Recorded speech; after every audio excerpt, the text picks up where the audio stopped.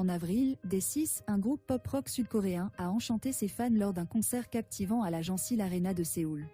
Le concert a été un succès, le groupe interprétant des chansons de son 8e EP, Forever, et interagissant étroitement avec le public. Pendant ce temps, un nouveau groupe de 5 garçons, Noah Day, a fait ses débuts sous l'égide de 5 Cube Entertainment.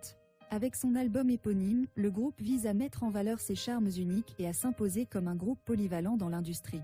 Rosé de Blackpink a fait une apparition publique dans un pop-up store d'une marque de cosmétiques de luxe, épatant les fans avec son nouveau look. Malgré les rumeurs de chirurgie plastique, les fans ont attribué son apparence rafraîchie à des changements de poids et de style, réfutant ainsi les allégations de chirurgie plastique. D'autre part, Suhyun, de NMIX, a suscité un immense intérêt et une grande popularité pour ses prouesses vocales, prouvant qu'elle est plus qu'un simple membre visuel du groupe.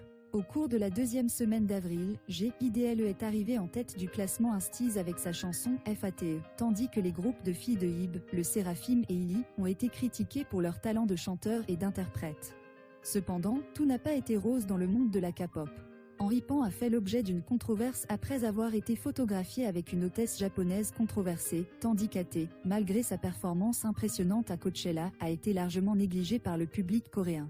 Irene, du groupe Red Velvet, a présenté aux fans de nouvelles photos conceptuelles pour sa première exposition solo intitulée Un Page of Irene, tandis qu'IVE a publié une nouvelle série de photos teaser pour leur prochain EP IVE Switch, mettant en avant un concept visuel féerique. Sur une note plus positive, les membres de BTS, Suga et J-Hope, ont maintenu leur présence pendant leur hiatus militaire à travers un film de concert et une série de documentaires, mettant en valeur leur popularité et leur talent. Par ailleurs, Winter de l'Aespa a été présenté dans une publicité pour une boisson qui la met en scène en train de reconstituer des ions et de s'hydrater dans des situations quotidiennes, alors qu'elle se remet d'une opération chirurgicale pour un pneumothorax.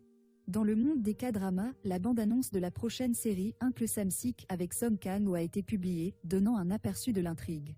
Sur le plan technologique, Seoul Mink a lancé une nouvelle publicité télévisée mettant en scène l'actrice Park Eun-bin aux côtés d'enfants mannequins dont les visages ont ensuite été révélés comme ayant été créés grâce à la technologie de l'intelligence artificielle.